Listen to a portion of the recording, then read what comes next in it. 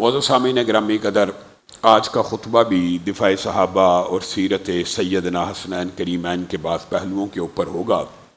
انشاءاللہ ان عنوانات کو سمیٹنے کے بعد دوبارہ سیرت النبی کے باب کی طرف بڑھیں گے، جہاں سے چھوڑا تھا انشاءاللہ وہیں سے شروع کریں گے۔ آج چند اصولی باتیں آپ کے سامنے رکھنا مطلوب اور مقصود ہے۔ اس زمین کی پشت کے اوپر، اس دھرتی کے اوپر انبیاء کے بعد سب سے مقدس، محترم، احترام کے قابل عزت، قابل فخر اور پاس شدہ یعنی امتحانات میں کامیاب شدہ جماعت اگر اس زمین کی پشت کے اوپر کوئی ہے تو وہ اصحاب رسول صلی اللہ علیہ وسلم ہے۔ انبیاء کے بعد رسول اللہ صلی اللہ علیہ وسلم نے خود فرما دیا تھا کہ یوم کتابت تقدیر کے دن اور اس سے بھی قبل، زمین و آسمان کی تخلیق سے قبل، گویا یوم کتابت تقدیر ہی بنتا ہے، اللہ رب العزت نے مخلوقات میں سے سب سے افضل اور متقی دلوں کو ٹٹولا اور ان کے اوپر تاج نبوت کو رکھ دیا، اور ان میں سے جو سب سے متقی تھا، سب سے اعلیٰ تھا، سب سے افضل تھا، سب سے زیادہ اللہ رب العزت سے ڈرنے والا تھا، اس کے سر کے اوپر تاج ختم نبوت کو سجا دیا۔ یہ انبیاء کی جماعت ہے، یہ انبیاء کی کلاس ہے۔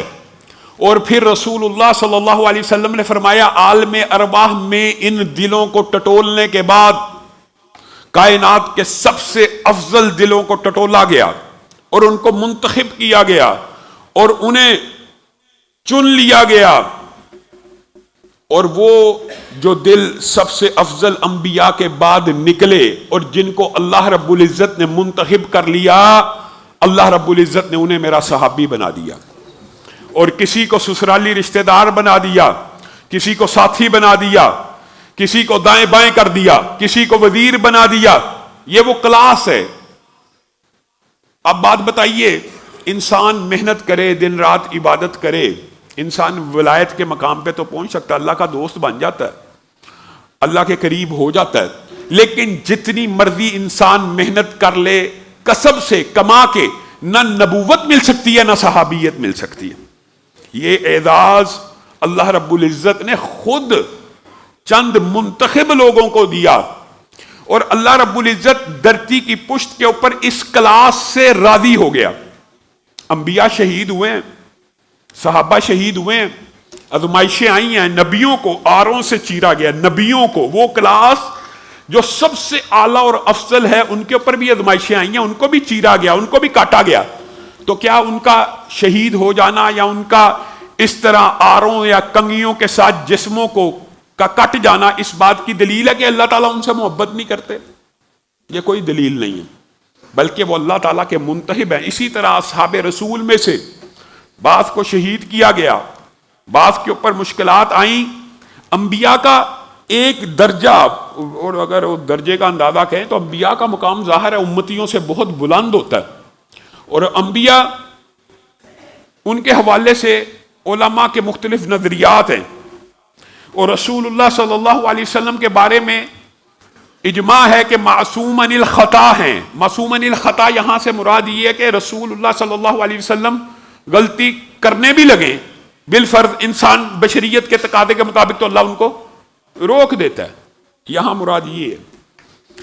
یعنی خیر یہ ایک تفصیلی فقہی باب ہے کہ کیا نبی سارے معصوم عن الخطا ہوتے ہیں کہ نہیں۔ جو انبیاء ہوتے ہیں بنیادی طور پہ ان کے اوپر اللہ رب العزت کا چیک اینڈ بیلنس ہوتا ہے، اور معصوم عن الخطا اس پیرامیٹر کے اندر وہ ہوتے ہیں کہ وہ غلطی ان کے اوپر وہی آتی ہے، فرشتہ آتا ہے، جبریل آتے ہیں، اگر وہ کوئی اجتہادی طور پر فیصلہ کر بھی لیں جو اللہ کو مطلوب اور منظور نہیں ہے، اللہ تعالیٰ ان کی اصلاح کر دیتا ہے، تو وہ معصوم عن الخطا ہیں، یعنی غلطی ہوتی نہیں ہے تو اللہ تعالیٰ اصلاح کر دیتا ہے۔ یہ ہے انبیاء کی کلاس، اور اس کے بعد جو کلاس ہے وہ صحابہ کی کلاس ہے۔ وہ معصوم عن الخطا نہیں ہے، وہ معصوم عن الخطا نہیں ہے، ان کے اوپر وحی نہیں آتی، ان کے اوپر فرشتوں کا نزول یا جبریل امین نہیں آتے، لیکن وہ مغفور عن الخطا ہیں۔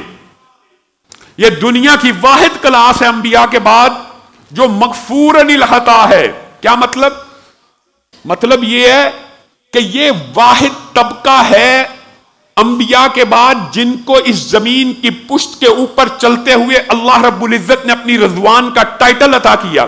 وہ ٹائٹل جو جنتیوں کو جنت میں چلے جانے کے بعد پتہ نہیں کتنا عرصہ گزار دینے کے بعد اللہ رب العزت پوچھیں گے جنتیوں کے سال میں، اور جنتی کہیں گے بڑے خوشحال ہیں، حوریں مل گئیں، غلمان مل گئے، لبنۃ من فضہ، ایک اینٹ چاندی کا محل ملا، ایک اینٹ سونے کا محل ملا، زمرد، یقوت، پانی، شراب، طہور، ماء، شہد. اللہ اب پوچھتے ہیں کہ سال میں تیری نعمتوں سے لطف اندوز ہو رہے ہیں، تو وہاں پہ اللہ رب العزت کہیں گے وَرِضْوَانٌ مِّنَ اللَّهِ اکبر. اے جنتیوں ابھی ایک نعمت باقی ہے. اے اللہ وہ کون سی نعمت ہے؟ وہ نعمت میری رضامندی کی نعمت ہے. آج جنتی جنت میں چلے گیا، ایک عرصہ بیت گیا، پھر اللہ رب العزت فرمائیں گے میں تم سے راضی ہو گیا. اور جس طرح کبھی تمہارے باپ آدم کو جنت سے نکالا تھا، تم میں سے کسی ایک کو، کسی آدم کے بیٹے کو اب جنت سے نہیں نکالوں گا. یہ جنتیوں کو اعزاز حاصل ہوگا کہاں پہ؟ جنت میں. لیکن ایک کلاس اللہ رب العزت نے بنائی صحابہ کی، وہ ابھی جنت میں داخل نہیں ہوئے، وہ ابھی زمین کی پشت کے اوپر پھر رہے ہیں، چل رہے ہیں، آسمان سے وحی آ رہی ہے، اللہ تم سے راضی ہو گیا. پہلے ہی اس دنیا کے اندر انہیں بشارت دے دی گئی. اس راضی ہونے کا مطلب کیا ہے؟ اس راضی ہونے کا مطلب یہ ہے کہ تم معصوم عن الخطا تو نہیں ہو، لیکن مغفور عن الخطا ضرور ہو. اللہ تم سے راضی ہو گیا، تمہیں چنا بھی اللہ نے، تمہیں منتخب بھی اللہ نے کیا، تمہارے دلوں کو بھی اللہ رب العزت نے ٹٹولا. اب تم میں سے وَكُلًّا وَعَدَ اللَّهُ الْحُسْنَى، اب تم میں سے کوئی ایک بھی ایسا نہیں ہوگا جس کو میں جہنم میں ڈالوں گا. سارے کا سارا یہ طبقہ اور ساری کی ساری یہ کلاس کہاں پہ داخل ہوگی؟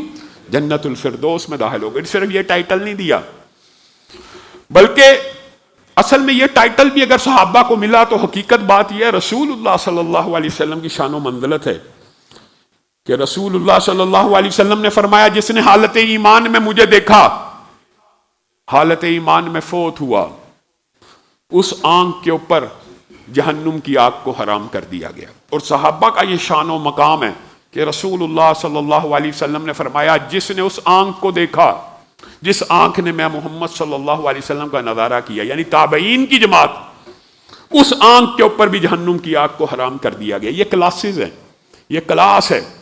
آج اس کلاس کے بارے میں کہ جس کے بارے میں رسول اللہ صلی اللہ علیہ وسلم ارشاد فرماتے ہیں تم میں سے کوئی ایک اٹھے، احد پہاڑ جتنا سونا چاندی ہیرے جواہرات پیسے روپے خرچ کرے، اور میرا کوئی صحابی ایک ہاتھ جو کے دانے یا ایک ہاتھ گندم خرچ کرے، احد پہاڑ 9 کلومیٹر لمبا چوڑا، اس جتنا سونا چاندی ہیرے جواہرات پیسہ روپیہ ورق ایک بندہ خرچ کر رہا ہے، اور مقابلے میں ایک صحابی نے آدھ ہاتھ آٹا دیا ہے، تو رسول اللہ صلی اللہ علیہ وسلم نے فرمایا یہ میرے صحابی کا آدھ ہاتھ کا آٹا کل قیامت کے دن میزان میں اس احد پہاڑ کے سونے سے زیادہ قیمتی ہوگا.